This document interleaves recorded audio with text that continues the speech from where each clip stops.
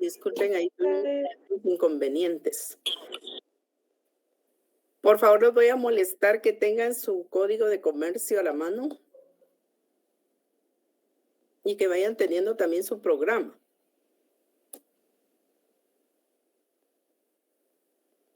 Bueno, Lick, gracias. Muy bien.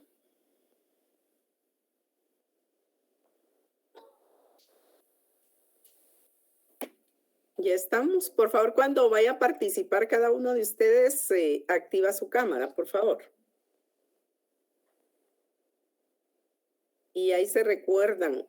Yo veo que la sección de ustedes está grabando clases. Para eso hay que tener autorización y en tanto no la tengan, ustedes ya vieron en Mercantil 1 que hay derechos de propiedad intelectual. Entonces tengan cuidado. Les digo eso porque estaba viendo unas clases de profesores ahí que están grabadas. Entonces yo no sé si ellos les dieron autorización, porque si no es así, entonces no se está haciendo correctamente. Tenemos por ahí nuestro código de comercio.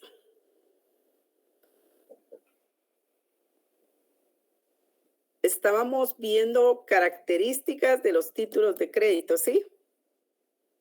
Vayámonos, por favor, al 385. Alguien que nos lea el 385. Del Código de Comercio.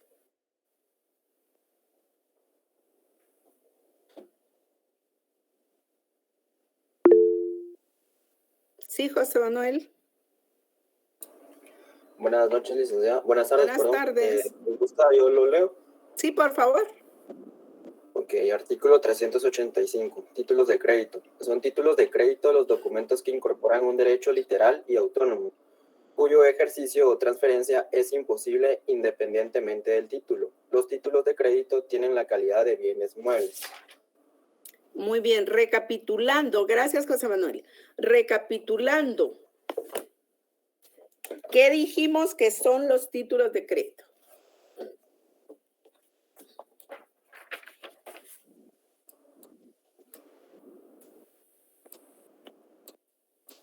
Que son bienes muebles, Lick, y que son objeto de traslación y apropiación, si no estoy mal. Muy bien. Estamos en el artículo 385 del Código de Comercio. Por eso les digo, tengan a la mano su código y tengan su programa. Alguien por ahí que nos amplíe qué son los títulos de crédito, por favor. Estamos haciendo un repaso para colocarnos en contexto.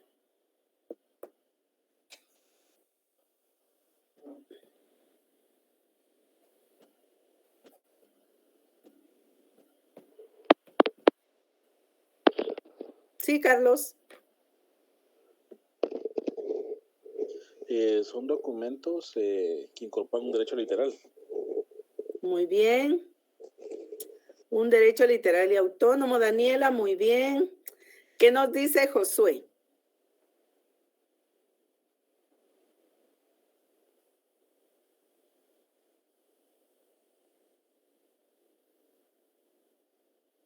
¿No está Josué?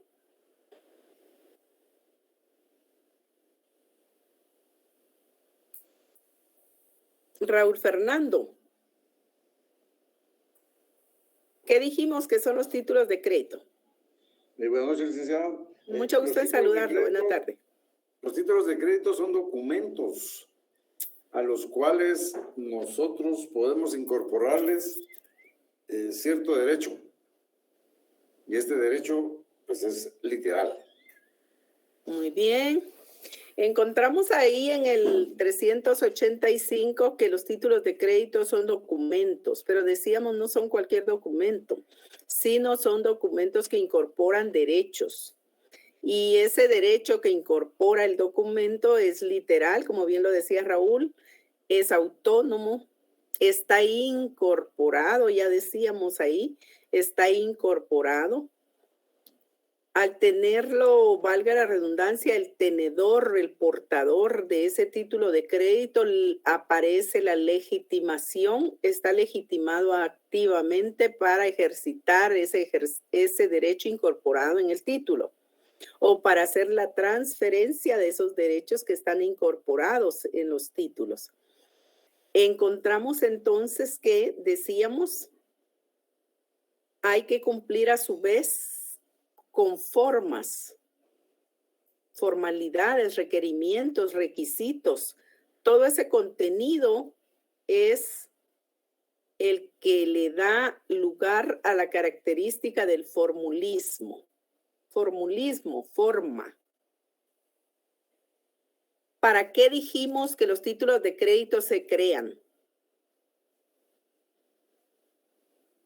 ¿Para qué vamos a crear un título de crédito? Para que circulen, licenciada. Muy bien, Juaní. Para hacerlo circular. Si no hay circulación de los títulos de crédito, no tiene sentido crearlos. Y hacíamos ejemplos. Si nosotros hoy por hoy se recuerdan que tienen un cheque imaginario, si ese cheque imaginario ustedes lo crean por 1,000,000 de quetzales, ¿será que alguien puede ir al banco justo ahora y lo hace efectivo?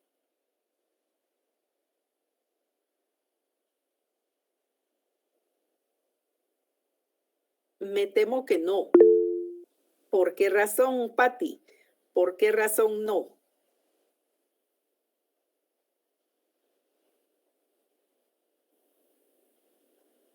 Está bien, no, pero ¿por qué? Porque no tenemos la disponibilidad de ese 1,000,000 de quetzales, ¿verdad? Entonces, Patti creó ese cheque, pero no lo creó para hacerlo circular, sino ahí para colocarlo bajo su almohada y así algún día ella va a tener el 1,000,000 de quetzales. Entonces, vean ustedes, ese título de crédito no tiene sentido haberlo creado porque no va a estar en circulación. Entonces, la circulación es otra característica muy importante que contiene el título de crédito, porque si no se cumple con la circulación de los títulos de crédito, entonces no va a haber validez y no va a haber eficacia de ese título de crédito. Volvemos al punto de las características. Dijimos que hay literalidad, dijimos que hay incorporación. Melanie, ¿a qué nos referimos con la característica de la incorporación?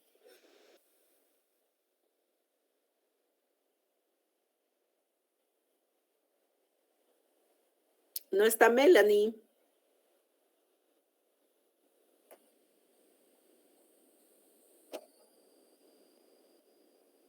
Helen, ¿nos puede explicar la incorporación? ¿Tampoco está? Eric Fernández. Ah, sí está, Helen. No sé, me parece que es como hacer una acción o dar un efecto de lo que puede producirse un título. Perdónenle.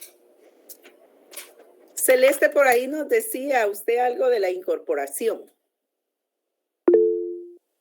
Sí, Eric.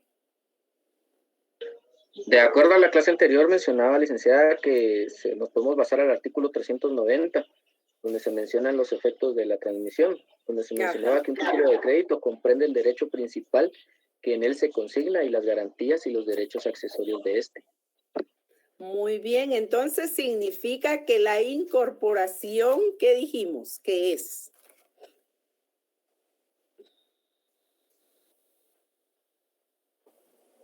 Es ese derecho que se incorpora en el título de crédito.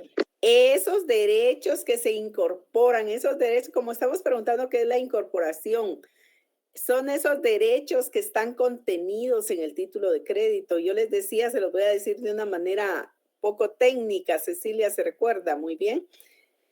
Es ese contenido de derechos que está metido en el título, ¿verdad? ¿Cómo metemos un contenido de un derecho en el título? Pues a través de la escritura. A través de la escritura se materializa. Entonces decíamos, ustedes crearon cheques por 1,000 quetzales, por 1,200, por 1,500 quetzales. Bueno, pues ese es el derecho incorporado, ¿verdad? Y a eso se refiere la incorporación. La incorporación significa el contenido de los derechos que están en el título de crédito. Están contenidos en el título de crédito. Encontramos entonces que hay una cantidad en números y en letras de quetzales. Ese es derecho dinerario incorporado. Ejemplo, decíamos el cheque. Tenemos en derechos incorporados títulos de crédito que son representativos de mercadería. Por ejemplo, el certificado de depósito. ¿Se recuerdan que el primer día de clase, el primer día que pudimos tener sesión, porque cuando se inició no tenían asignaciones ustedes, entonces no teníamos alumnos? Pero al siguiente día, pues ya pudimos tener sesión y entonces hacíamos referencia de el cheque, por ejemplo, que era un título de crédito representativo de dinero. Entonces, la incorporación es dineraria. Hacíamos referencia como ejemplo al contenido del certificado de depósito. El certificado de depósito, de acuerdo a la Ley de Almacenes Generales de Depósito, que bueno es que la tengan, contiene un derecho representativo de mercaderías. Y cuando tenemos el derecho representativo de mercaderías, esa es la incorporación. ¿Cuál es el derecho incorporado? Un derecho representativo de mercaderías, un derecho representativo de dinero, ¿verdad? Entonces ahí estamos frente a la incorporación. Hay beneficios ahí.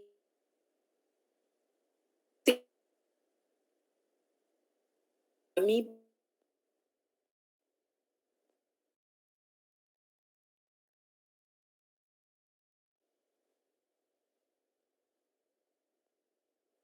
ay. Miren que tenemos por ahí problemitas. Ese derecho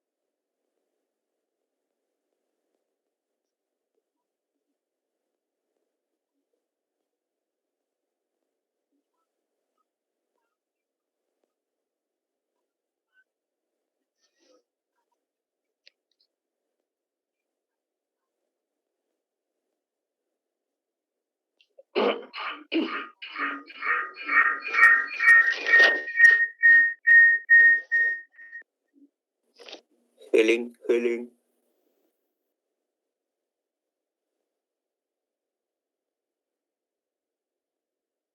Maritza.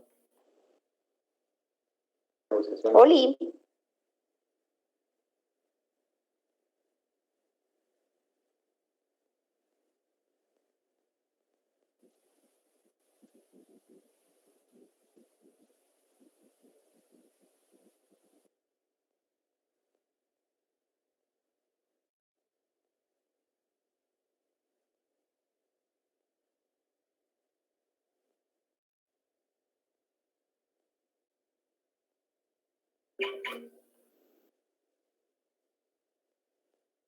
Maritza, entrega tu tarea de filo y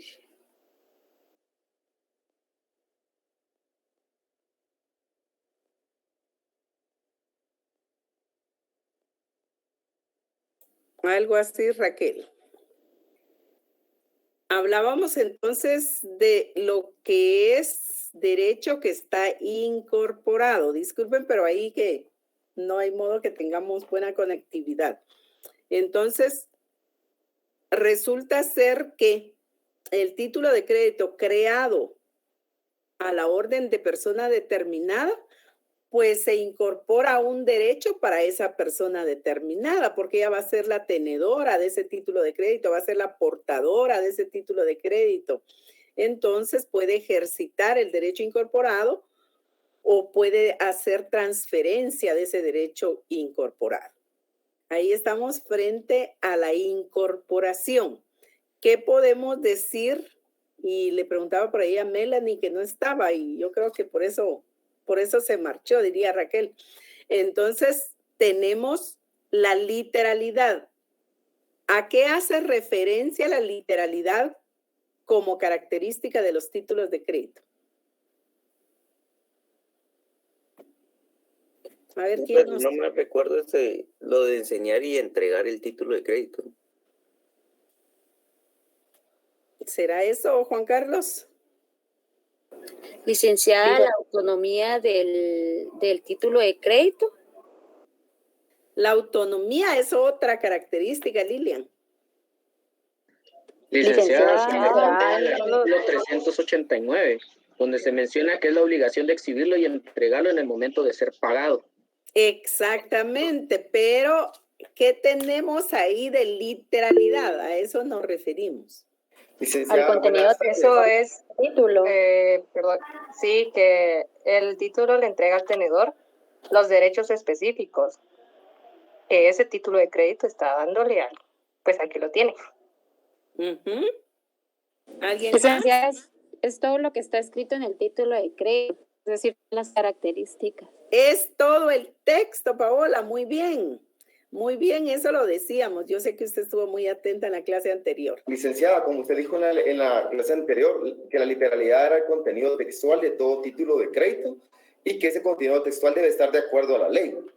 Exactamente, así es, Hugo Álvaro. Por eso deben de participar ustedes, porque así se nos queda. Si ustedes se conectan, pero luego no están y ustedes dicen, ay, me pasan las diapositivas, o ay, me dan copia, o qué buena onda que están grabando, entonces ustedes no van a aprender. Esa es la realidad. Entonces vamos a tener ahí materiales, tienen ahí sus textos, entonces, pero sí tenemos que estudiar. Y en cuanto pues a Paola, por ejemplo, a Hugo Álvaro, a Giovanni, siempre han estado participando, pues que así lo hagan ustedes, así lo hagan ustedes. Ahorita ya no hablo mucho de activar la cámara porque tenemos debilidad en el sistema, pero tenemos que advertir la posibilidad de diferenciar cada una de las características, ¿verdad? No podemos decir que la literalidad es la autonomía, porque son dos características que estamos mencionando y las dos son diferentes. Lo que decía Paola y lo que decía Hugo Álvaro es correcto. Tenemos la literalidad, que es el texto del título de crédito. Todo el contenido que está plasmado en el título de crédito es literalidad. Por eso colocamos en el ejercicio del cheque que ustedes crearon. ¿Qué dijimos que era el cheque estando vacío, estando sin la información requerida? ¿Qué dijimos que era?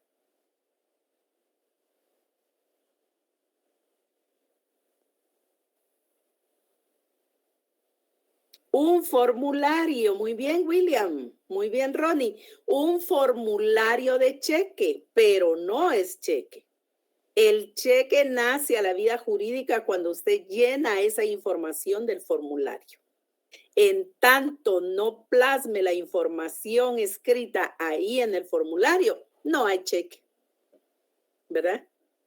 Entonces encontramos que la literalidad es todo ese contenido que se plasma en el título de crédito. Y por eso lo veíamos así despacio. Tenemos el nombre del cheque, el lugar y la creación, el lugar y fecha de la creación del cheque. Arriba de esa información está el nombre del titular de la cuenta. Está el número de la cuenta, obviamente es de depósitos monetarios. Tenemos en la parte superior derecha, si usted ve su cheque imaginario, entonces en la parte superior derecha tenemos el signo de quetzales y la cantidad en números. Y arriba de eso pues tenemos un registro de cheque, un número de registro correlativo del cheque. Abajo del lugar y fecha de la creación tenemos a quién le vamos a librar el cheque. Hay 3 formas de hacerlo circular. Eso lo vimos con la característica de la circulación. Se mencionó. ¿Alguien se recuerda cómo pueden circular los cheques? A la orden, al portador y a los títulos nominativos. Muy bien, Juan Carlos. Como títulos al portador, como títulos a la orden de persona determinada y como títulos nominativos. Muy bien. Entonces ahí tenemos la ley de circulación. ¿Quién va a determinar cómo va a circular un título de crédito? El creador del título de crédito. El creador del título de crédito es el que determina la forma de circulación del título de crédito. Posterior a esa creación del cheque a favor de persona determinada, entonces ya tenemos la cantidad de quetzales en letras. ¿Por qué dijimos que no se escribe quetzales exactos? Paola creo que se recordaba de eso. Ligda, porque no hay quetzales inexactos. Porque no hay quetzales inexactos. No hay quetzales inexactos. Y si hay centavos, pues igual se consignan los... Sí, muy bien, Jairo. Usted también ha estado participando. Entonces tenemos ahí los quetzales y a veces ni siquiera consignamos la palabra quetzales porque ya viene impreso en los cheques. Entonces usted coloca solo 1,000, 2,000, 2,500, 2,565, etcétera, ¿verdad? Entonces ahí tenemos la cantidad de quetzales. Viene ya, lo que viene ya impreso, Pati, entonces ya no lo vamos a consignar. Y como se sabe que todos son quetzales en una cuenta que usted abrió en quetzales, entonces no pueden ser dólares, ¿verdad? A menos que usted abra una cuenta en dólares, pues entonces en lugar de dólar, en lugar de quetzales va a venir impresa la palabra dólares. Entonces, pero eso es desde la concepción de la cuenta, desde cómo fue abierta la cuenta, ahí le van a imprimir la palabra que corresponda, esa es la razón. Entonces, ahí tenemos esa cantidad de quetzales en letras. Establece la ley que si hay una diferencia entre la cantidad escrita en números y la cantidad escrita en letras, tendrá significado preferente, se tomará como lo correcto la cantidad escrita en letras. ¿Por qué creen ustedes que es así?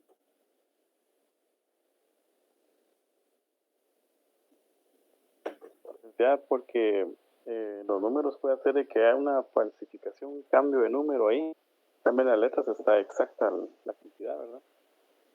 Sí, Iván, es cierto. Es porque independiente que haya buena o mala fe, es más fácil equivocarse en la cantidad en números. Imagínense ustedes que escriben 500 quetzales, pero ahí rapidito escribiendo la cantidad se les va un 0 de más. Entonces serían 500 quetzales, ya no, serían 5,000. Entonces tendríamos un errorcito ahí de 4,500 quetzales. Y si tenemos contenido en letras 500 quetzales, entonces entre 500 quetzales y 5,000 quetzales, lo correcto se va a tomar en lo escrito en letras, ¿verdad? Porque es más difícil equivocarse en lo escrito en letras que lo escrito en números, ¿verdad?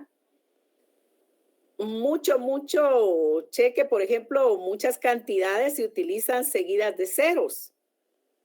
Entonces, si colocamos un 0 son 50, pero si colocamos 2, 500, si colocamos 3, 5,000 y así podríamos seguir. Mientras que la cantidad en letras, pues es difícil que nos equivoquemos. O por lo menos cuando va escribiendo la mitad de la cantidad, usted advierte que se está equivocando y entonces anula ese cheque. Entonces, esa es la razón. Alguien que nos busque el contenido que establece que entre la diferencia de números y letras se tomará como correcta la cantidad de letras. Código de comercio.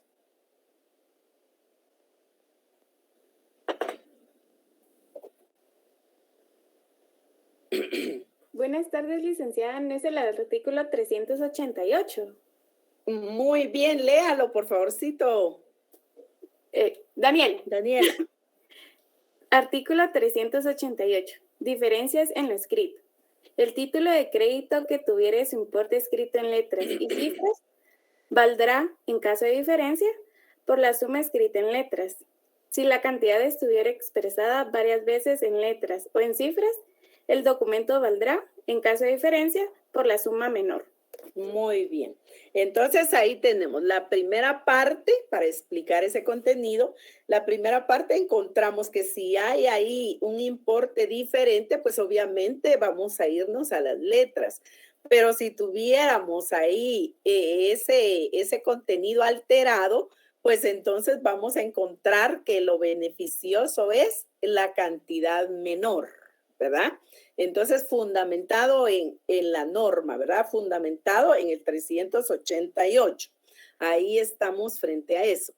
Encontramos entonces en la literalidad, Daniela, ¿usted entendía la literalidad? Sí, licenciada, que el contenido es textual. Sí. Lo que está dentro del título. Es todo el contenido textual que está dentro del título. Les decía lo que dicen los doctrinarios. Es todo el contenido establecido dentro del título. O si hay algo que ya no cabe dentro del título, pues es en hoja adherida a él, pero que se hace la observación que está la hoja adherida a él. Lo que está dentro del título, porque eso adherido se considera del mismo título. Lo que está dentro del título tiene validez y eficacia. Lo que no está dentro del título no existe en el mundo mercantil. Eso se lo repetí en cantidad de veces para que se les quede. Y vamos despacio en la teoría general de los títulos de crédito para que ustedes aprovechen de aprender eso, de fijar esos conocimientos, porque ya luego en cada título de crédito pues nos vamos a ir más rápido, ¿verdad? Entonces, para esos efectos necesitamos que estén presentes, aun cuando sea en la virtualidad, la clase está siendo en línea, pues igualmente hay que estar, ¿verdad? Porque recuerden ustedes que hay que hacer ese esfuerzo. A veces, no, yo no tengo ganas, vengo cansado de trabajar. Pero recuérdense que si estuviéramos en presenciales, tendríamos que estar en la universidad. Y recuérdense ustedes que para ingresar a la universidad en tiempos normales nos cuesta 1 hora mínimo.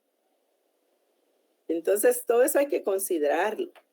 Encontramos entonces la literalidad. Íbamos en la incorporación, vamos en la literalidad. Vayámonos ahora al formulismo. ¿Qué nos indica el formulismo?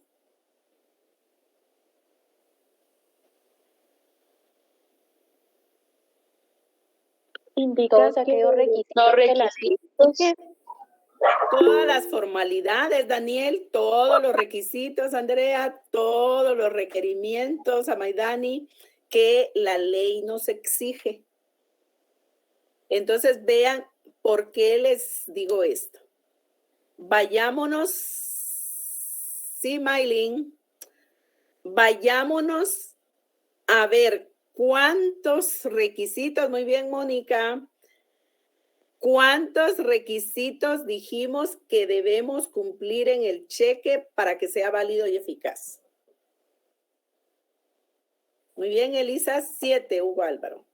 ¿Cuántos? Esa es una pregunta. ¿Cuántos son los requisitos especiales que debemos cumplir en el cheque? 2 especiales y 5 generales. 2 especiales y 5 generales. Muy bien. Entonces, en total, 5 más 2 son 7 y 2 más 5 son 7. Entonces, tenemos 7 requisitos. Les digo eso porque tienen que fijar la cantidad de requisitos de cada título. Y hay otros que tienen muchos más. Váyanse, por ejemplo, al certificado fiduciario. ¿Cuántos requisitos debe cumplir el certificado fiduciario? Alguien que nos diga.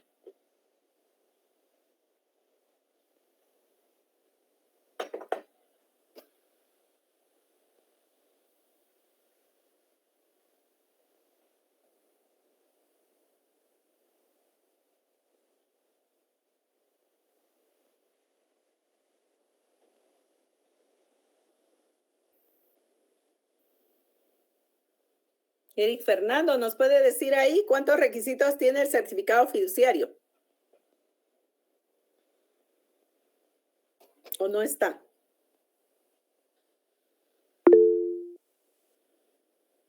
Sí, digan.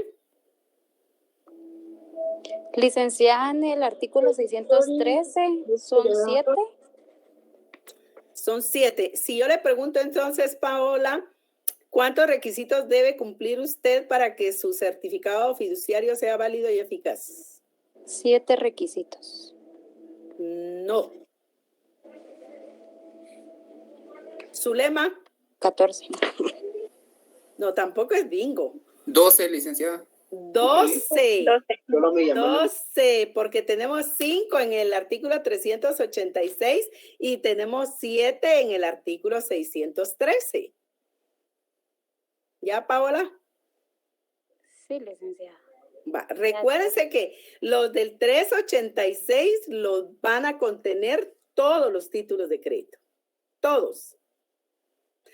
Por eso decimos que el cheque va a contener 7 requisitos, porque tenemos 5 del 386 y 2 del 495. Váyanse al 495, todos los artículos que yo mencione, vayan y lo buscan, porque van a ir a encontrar lo que yo les estoy diciendo y así es como aprendemos. Entonces tenemos 5 del 386 y tenemos 2 del 495. Ahí tenemos 7 requisitos. No es del aire que decimos 7, pero nos vamos al 609, Paola, y ahí tenemos 7 requisitos. Regresemos al 385 y ahí tenemos 5 requisitos. Entonces, 5 más 7, 12. 7 más 5, 12. Total, 12. Entonces, así es como tenemos que ir viendo la cantidad de requisitos. ¿Por qué estamos aludiendo a los requisitos ahora? Porque quiero que adviertan esta reflexión. No van a encontrar siempre en el contenido. Bueno, vayámonos al 386. ¿Dónde encuentran ustedes la palabra formulismo? Para ir ubicando las características. Porque imagínense que en el primer parcial se les pida ubicar el fundamento legal de las características. Y no las encontremos.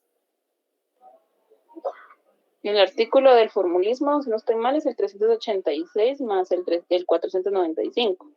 ¿Dónde encuentra usted la palabra formulismo, Amaindani?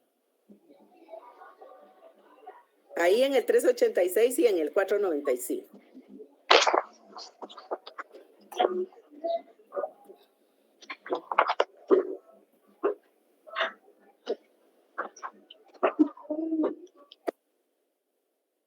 Licenciada, buenas noches, con una pregunta. Ingrid. Usted decía que el artículo 683 es en donde están los requisitos para todos, ¿verdad? 386. Gracias. En el 683 ya estamos en el libro cuarto. Ya son obligaciones y contratos. Estamos buscando ahí formulismo. ¿Dónde encuentran formulismo para decir en el 386, como dice Ingrid? Licenciada, donde menciona la omisión insubsanable de menciones o requisitos esenciales. ¿Será solo ahí?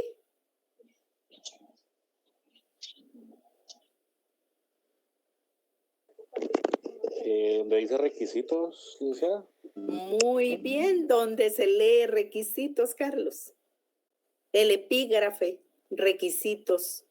Y si ustedes continúan la lectura, establece los títulos de crédito que llenen los requisitos, otra vez, propios de cada título en particular y los generales siguientes.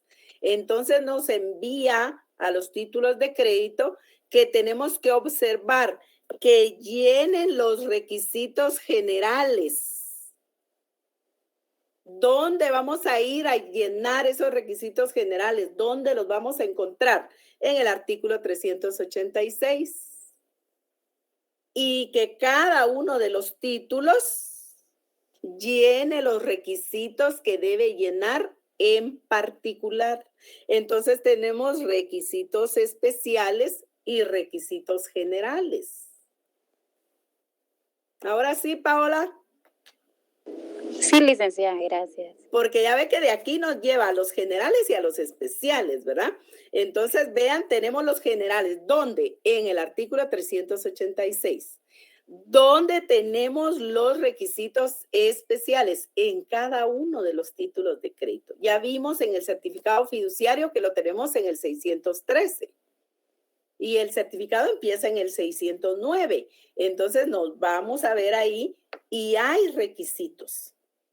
Además, nos decían ustedes que puede ser, ¿verdad?, que nos haga falta algún requisito de los títulos de crédito, pero requisito que sea subsanable. Pero hay otros requisitos que son insubsanables, ¿verdad? Entonces, hay unos que vamos a poder subsanarlos, pero otros no, como la firma. Si su título de crédito no está firmado, es un requisito insubsanable. Usted no puede ejercitar el derecho incorporado en ese título de crédito ni puede hacer la transferencia de ese derecho incorporado. Entonces, ahí es donde nos lleva. ¿Por qué les hago esa observación? En dónde encontramos el formulismo, en dónde vemos que debe haber requisitos especiales, dónde requisitos generales. Porque a la hora de buscar características, no vamos a encontrar de manera textual escrita la palabra formulismo. Y entonces, si no tenemos la claridad de lo que representa cada característica, de lo que significa cada característica, nos va a ser totalmente difícil encontrar las características, ¿verdad? Y si no las encontramos, pues no vamos a tener muy fácil manejo de los títulos de crédito siendo profesionales. Entonces, ahí encontramos que hay formulismo. ¿Hay formulismo en el 386? Sí, hay formulismo. ¿Hay formulismo en el 495? Hay formulismo. ¿Hay en el 613? Sí, hay formulismo. Y así podríamos continuar, que hay en muchos más. Pero ¿dónde encontramos la palabra formulismo? Yo no la encuentro. Ah, bueno, entonces, ¿yo qué hago? Este sí es un chivo legal. Es un acto legal que yo puedo hacer.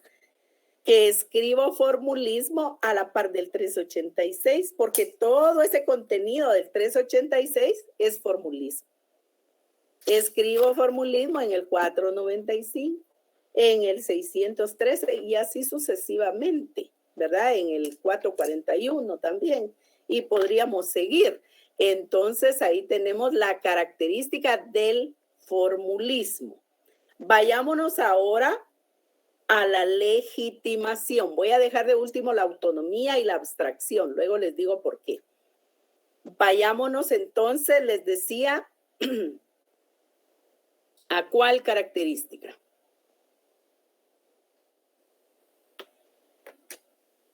Legitimación. ¿En qué consiste, Paula? En que el titular es la persona para transferir el derecho a un tercero, licenciada. en que el titular es usted se come las palabras, está bien el pensamiento, lo único que ya no lo redacta bien. Que solo el tenedor del título es el que está legitimado para ejercitar ese derecho. Que esa persona es la legitimada para transferir ese derecho, así como me lo están diciendo ahí, Cecilia. Entonces, ¿en qué consiste la legitimación? ¿Cuándo nace la legitimación activa? Porque se da en dos direcciones. Hay una legitimación activa y hay una legitimación pasiva. ¿Cuándo se da la legitimación pasiva? Cuando se es tenedor del título de crédito. Al ser tenedor del título de crédito, al ser poseedor del título de crédito, usted está legitimado para ejercitar el derecho incorporado en este título de crédito. O, si usted lo prefiere, para hacer la transferencia de ese derecho incorporado en el título de crédito. Ahora bien, ahí estamos frente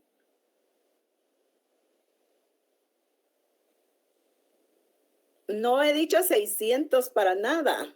Alguien dijo 683, pero era incorrecto.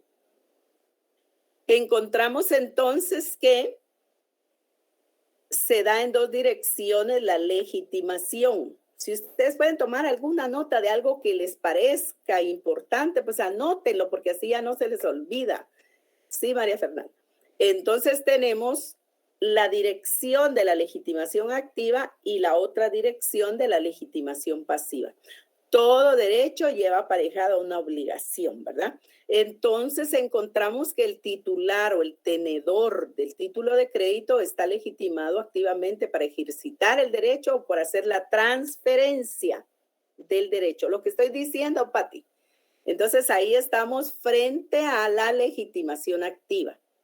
Yo soy la tenedora en este momento del título de crédito. Entonces estoy legitimada activamente por tenerlo para ejercitar el derecho incorporado en él. Si yo prefiero, estoy legitimada activamente para hacer la transferencia. Así es, para hacer la transferencia del derecho incorporado en el título de crédito. Y entonces estamos frente a la legitimación activa.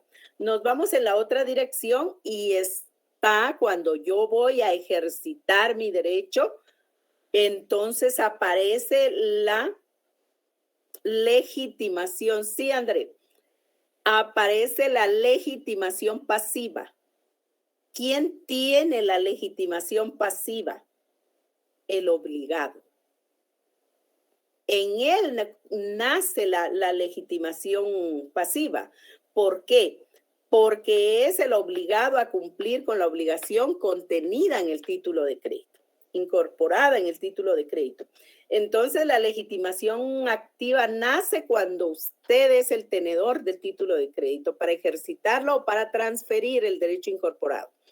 Y es legitimación pasiva que nace en el momento en que usted llega a ejercitar el derecho incorporado o un tercero al que usted se lo transfirió.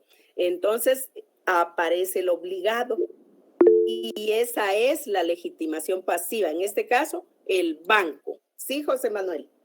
Licenciada, solo para comprenderlo. Entonces, por ejemplo, en un cheque, la legitimación activa podría ser que yo soy el propietario, o sea, está a mi nombre la cuenta que es de ese cheque. Y la legitimación pasiva sería entonces a quien yo estoy nombrando para que cambie el cheque o bien pueda endosarlo otra persona si no puede cambiarlo a la persona a quien yo estoy mencionando. Ahí, más o menos eso entendí. Iba bien, solo hay una pequeña adición que hay que quitarle. Usted es el titular del cheque porque lo creó de su formulario de cheques, o sea, de la chequera. Usted creó el cheque, pero lo creó a su nombre. ¿Estamos? Uh-huh. Ahí es usted tenedor del cheque, ¿sí? Ya. Entonces, ¿usted tiene la legitimación activa para ejercitar ese derecho o por hacer la transferencia de ese derecho incorporado? Vamos a suponer que usted ejercita el derecho en el ejemplo. Usted llega al banco y entonces entrega el cheque. En ese momento nace la legitimación pasiva. ¿Quién tiene la legitimación pasiva? ¿Quién es el obligado a hacer el cumplimiento de la obligación contenida en su cheque? El banco. El banco. Entonces el banco es el que tiene la legitimación activa, pasiva, porque él en ese momento va a ser el obligado, es el banco librado, ¿verdad? Obviamente en nombre suyo es que es obligado, porque el que tiene la cuenta ahí es usted, ¿verdad? Entonces ahí tenemos la legitimación activa y la legitimación pasiva. Ahí está esa característica. Muy bien. Pregunten así como José Manuel, porque así vamos entendiendo. Y no tengan pena ni tengan miedo de equivocarse si estamos aprendiendo. Finalmente, ustedes ni la cámara quieren activar. Entonces, ni conozco quién se equivocó. Imagínense ustedes. Entonces, ahí tenemos la legitimación, ¿verdad? Ahora bien, dijimos que los cheques se crean para hacerlos circular. Gracias, Mario Arturo. Que los cheques se crean para hacerlos circular. Muy bien. ¿Cómo dijimos que van a circular los cheques?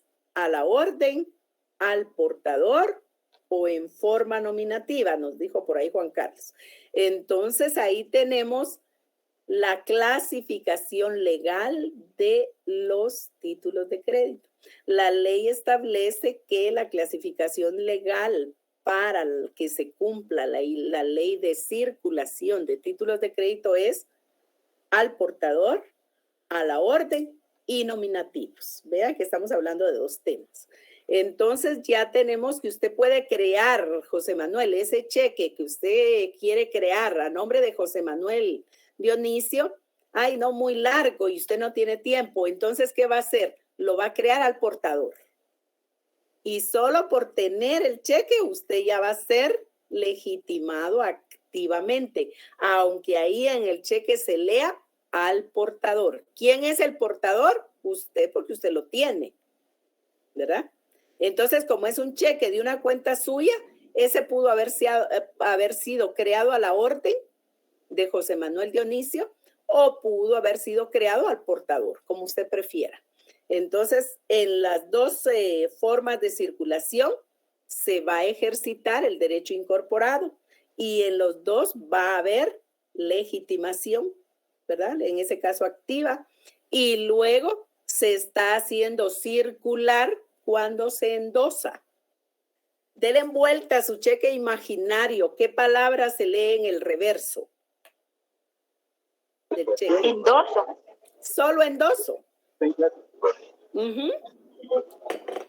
Entonces, cuando usted lo endosa y lo entrega, ahí nace la legitimación activa, la legitimación pasiva.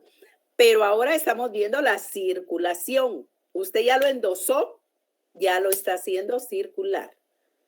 El cheque al portador puede circular por la simple entrega.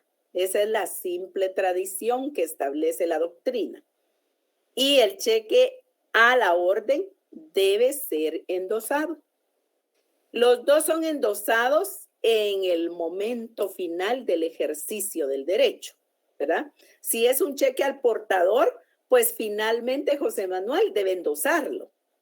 Pero en tanto él se lo dé a terceros, como él nos decía en su ejemplo, que le quitamos esa parte, por la pregunta que él hacía, él lo hace circular. Por ejemplo, José Manuel creó un cheque al portador para que sea más fácil que ustedes lo entiendan. Y él se lo endosa a Karen. Vamos a suponer que Karen está y Karen se lo endosa y se lo entrega a Andrea Lucía. Y Andrea Lucía lo endosa y se lo entrega a Eric Giovanni. y Eric Giovanni lo endosa y se lo entrega a Zulema, y Zulema lo endosa y se lo entrega a Paola, y Paola va al banco. Lo endosa para hacer efectivo su derecho. ¿Qué hicimos de José Manuel a Karen, de Karen a Andrea Lucía, de Andrea Lucía a Eric Giovanni, de Eric Giovanni a Zulema y de Zulema a Paola? Endoso. Hicimos endoso, pero ¿para qué hicimos? Fíjese que hicimos dos para cosas. circular, Lita. Muy bien, Zulema. Transferimos el derecho incorporado. El derecho. Ajá. Muy bien. Entonces, hicimos circular el título de crédito, Pati. Muy bien. Entonces, esa es la circulación. Yo lo estoy circulando en la pantalla porque ustedes no me dejan que los vea. Entonces, ahí está la circulación del título de crédito. Ahora es un cheque porque el ejemplo es más fácil, pero puede ser cualquier título de crédito, ¿verdad? De los que están contenidos en la ley. Entonces, ahí vean ustedes la cadena de endosos. Es de José Manuel a Karen, de Karen a Andrea, de Andrea a Eric, de Eric a Zulema y de Zulema a Paola. Ahora, ahí hubo transferencia hasta Paola, hubo transferencia del derecho incorporado en el título. ¿Qué hicimos para hacerlo circular? Dos procedimientos. Uno, endosamos. Si es a la orden, endosamos el cheque y lo entregamos. Dos procedimientos. Un cheque a la orden. Endosamos el cheque y lo entregamos. Volvimos a endosar el cheque y lo entregamos hasta que llegó a Paola, porque es un cheque creado a la orden de persona determinada. Ahorita le digo. Y finalmente, Paola va al banco, lo endosa y lo entrega. Sigue siendo a la orden. Ahí tenemos la circulación del título de crédito y los dos procedimientos para que pueda circular. Ahora nos vamos al cheque al portador. Vean qué va a hacer José Manuel. El cheque al portador es el mismo procedimiento, pero más breve. El cheque al portador lo creó José Manuel. No lo endosa porque es al portador. Se lo entrega a Karen. Karen no lo endosa porque es al portador y se lo entrega a Andrea Lucía. Ella se lo entrega a Eric. Eric se lo entrega a Zulema y Zulema se lo entrega a Paola. ¿Quién sí va a endosar ese cheque al portador? Solo Paola. Porque los demás endosantes lo que hicieron fue transferir el derecho incorporado en el título al entregarlo por la simple tradición porque era un título al portador. Ahora Paola sí debe endosarlo. ¿Por qué razón? Porque es la receptora final y ella ya no transfirió los derechos incorporados, sino que ella ejercitó su derecho. Entonces ella lo endosa, lo entrega al banco y ahí, no, me refiero a ese término. Sí me refiero a eso, Zulema. Ok, gracias. No hay otro código de circulación, no hay otra ley de circulación que pueda ser un contenido normativo, sino en el 392 el epígrafe denomina ley de circulación. Entonces ahí establece que el tenedor del título de crédito no puede cambiar la forma de circulación del mismo. O sea, si ya viene aquí al portador, Karen no puede cambiarlo, Eric no lo va a cambiar y Zulema tampoco. El que decidió la ley de circulación, el que determina cómo va a circular el título de crédito, ese es José Manuel, porque José Manuel es el creador del título de crédito. Los demás solo son endosantes. A eso se refiere la ley Zulema. Sí, Amaidani, dígame.